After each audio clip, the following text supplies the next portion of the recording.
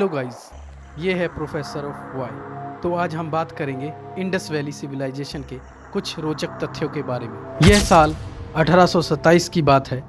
James Louis, एक British India company में भर्ती हुए सिपाही, एक दिन अपनी कंपनी से तंग होकर आर्मी छोड़कर भाग जाते हैं। अंडर कवर छिपे रहने के लिए यह अपना नाम तक बदल डालते हैं और वह ट्रैवलिंग करने निकल पड़ते हैं।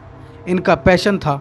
फिर यह सारी दुनिया का भ्रमण करने के बाद यह साल 1829 में यह पंजाब के रीजन में पहुंचते हैं। यहाँ इन्हें प्राचीन खंडर के शहर मिलते हैं। जेम्स लुइस ने हड़प्पा का प्राचीन शहर ढूंढा था। इसके बाद 1920 में ही लोगों को पता चली हड़प्पा सभ्यता की एशियंट सभ्यता के बारे में। करीब 100 साल बाद और ज़्यादा जानकारी मिली। जॉन मार्शल को ASI अर्थात आर्कियोलॉजिकल सर्वे ऑफ इंडिया का डायरेक्टर अपॉइंट किया गया और इंडियन आर्कियोलॉजिस्ट की मदद से उन्होंने हड़प्पा के खंडरों को सर्वे किया। पता चला कि ये असल में 5000 साल पुराने हैं। इसी बीच इंडस नदी के किनारे एक और हिस्टोरिकल साइट की खोज हुई जहां ढेरों इंसानों की हड्डियां पाई गई और इस जगह को नाम दिया गया Mohenjodaro, means the mount of the dead. धीरे धीरे और खुदाई करी गई तो और ऐसे खंडर मिले, बहुत सी और हिस्टोरिकल साइट्स मिली। पता चला कि इन जगहों में दफन हुआ एक ऐसी सिविलाइजेशन का सबूत जिसके बारे में कोई कुछ नहीं जानता था। और क्योंकि यह खंडर इंडस नदी के किनारे पाए गए, इसलिए इस सिविलाइजेशन को नाम दिया गया इंडस वैली सिविलाइजेशन। इस सभ्यता के बारे में हम आज बहुत कुछ जान चुके हैं, पर उनमें से कुछ सी चीज़ें अनजान बनी हुई हैं। उसमें से पहला तो हड़प्पन लोगों की भाषा, जिस भाषा में वे लिखते थे, क्या मतलब है इन शब्दों का, कैसे इस लिखाई को समझा जा सकता है। और दूसरा कि इस महान सिविलाइजेशन का अंत कैसे हुआ, क्या हुआ इन लोगों के साथ। माना जाता है कि कुछ थ्योरीज बताती हैं, यहाँ पर एक थ्योरी बताई जाती है कि जिस नदी की धार पर यह सिविलाइजेशन टिकी हुई थी वह नदी सूखने लग गई। कहा जाता है कि यह नदी सरस्वती नदी हो सकती है। थ्योरी के मुताबिक कई कारण हो सकते हैं कि यह नदी क्यों सूखी हो सकती है।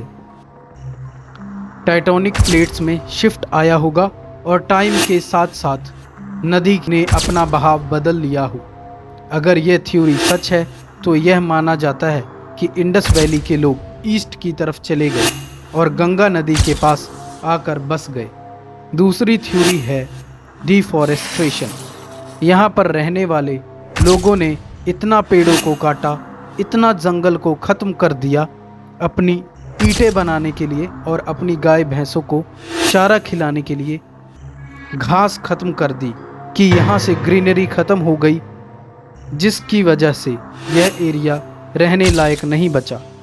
तीसरी थ्योरी कहती है कि भयानक बीमारी आई हो सकती है जिसने जनसंख्या को पूरे तरीके से ख़त्म करके रख दिया हो, जैसे कि मलेरिया या कॉलरा। इससे जुड़े कई और भी रोचक, अद्भुत और अविश्वसनीय तथ्य हैं जो मैं आपके सामने प्रस्तुत कर रहा हूँ। यह कि यह दुनिया का सबसे पुराना शहरी नियोजन है, world's oldest urban planning. Indus valley सभ्यता दुनिया की सबसे पुरानी शहरी सभ्यताओं में से एक थी, जिसका समय लगभग 2600 BCE से 1900 BCE तक रहा। यह दुनिया की सबसे पुरानी शहरी सभ्यताओं में से एक थी जहां ग्रिड सिस्टम पर आधारित सड़कें, ड्रेनेज सिस्टम और अच्छी तरह से बने घर मिले। मोहनजोदारो और हड़प्पा जैसे शहरों में अग्नि ईंटों, फायर बेक्ड ब्रिक्स का इस्तेमाल किया गया था जो आज भी मजबूत हैं। रहस्यमयी लिपि। अनडिपिक्टेड स्क्रिप्ट। इंडस वैली के लोगों ने एक अनडिकोडेड स्क्रिप्ट का इस्तेमाल किया जिसमें 400 से अधिक चिन्ह हैं। आज तक कोई भी इसे पूरी तरह नहीं पढ़ पाया है। विशाल सार्वजनिक स्नानागार, great bath of Mohenjodaro. Mohenjodaro में एक विशाल सार्वजनिक स्नानागार मिला है जो शायद धार्मिक अनुष्ठानों के लिए इस्तेमाल होता था। यह वाटर टाइट ईंटों से बना था और इसमें पानी की निकासी की उन्नत व्यवस्था थी। दोस्तों, यहाँ पर मैं एक और बात बताना चाहता हूँ कि यहाँ पर दुनिया का पहला सीवर सिस्टम भी था। World's first sewer system. Harappa सभ्यता के शहरों में अंडरग्राउंड सीवेज सिस्टम था जिसमें घरों का गंदा पानी नालियों के जरिए बाहर निकाला जाता था। यह आधुनिक सीवर सिस्टम से भी बेहतर था। बिना किसी युद्ध या हिंसा के सभ्यता का पतन। इस सभ्यता में कोई महल, मंदिर या हथियार नहीं मिले, जिससे पता चलता है कि यहाँ के लोग शांति प्रिय थे। फिर भी यह सभ्यता अचानक गायब हो गई।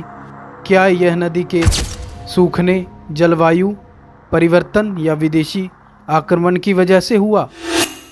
दुनिया का पहला फ्लश टॉयलेट सिस्टम। हड़प्पा के कुछ घरों में एडवांस्ड सीवेज सिस्टम था जहां शौचालयों का पानी नालियों से बहकर बाहर चला जाता था। यह तकनीक रोमन सभ्यता से भी हजारों साल पहले की है। वजन और माप की अद्भुत प्रणाली। इन लोगों ने बाइनरी सिस्टम जैसे 1, 2, 4, 8, 16 के आधार पर वजन तोलने की प्रणाली बनाई थी जो आज के कंप्यूटर साइंस से मिलती जुलती है। दंत चिकित्सा के प्रमाण। मेहरगढ़ इस सभ्यता का प्रारंभिक केंद्र है। में 9000 साल पुराने मानव दांत मिले हैं जिसमें ड्रिलिंग के निशान हैं। क्या यह दुनिया की पहली डेंटल सर्जरी थी? समुद्र तट से दूर लेकिन समुद्री व्यापारी। सिंधु घाटी के लोग मेसोपोटामिया और ओमान तक जहाज़ों से व्यापार करते थे। उनके मोहरों सील्स पर जहाज़ों के चित्र मिले हैं। रहस्यमयी पशुपति मोहर। एक मोहर पर योगी जैसी आकृति बनी है जिसे कुछ विद्वान शिव का प्रारंभिक रूप पशुपति मानते हैं। क्या हिंदू धर्म की जड़ें यहाँ से जुड़ी हैं? नॉर्थ साउथ अलाइनमेंट वाली इमारतें। हड़प्पा की अधिकांश इमारतें या अधिकतर इमारतें खगोलीय दिशाओं उत्तर दक्षिण के अनुरूप बनी थी। क्या उन्हें ध्रुव तारे का भी ज्ञान था? अब अगला सवाल मन में यह उठता है कि क्या यह सभ्यता रामायण महाभारत काल से भी पुरानी है? कुछ शोधकर्ताओं का मानना है कि यह सभ्यता 8000 साल पुरानी हो सकती है, जो इसे वैदिक काल से भी प्राचीन बनाती है। सबसे बड़ा रहस्य। क्या यह सभ्यता द्रविड़ या आर्यों से पहले की थी? कुछ विद्वान मानते हैं कि यह द्रविड़ सभ्यता थी, जबकि अन्य कहते हैं कि यह वैदिक संस्कृति का हिस्सा थी, पर अभी तक कोई पुख्ता जवाब नहीं मिला। विदेशी संपर्क के संकेत।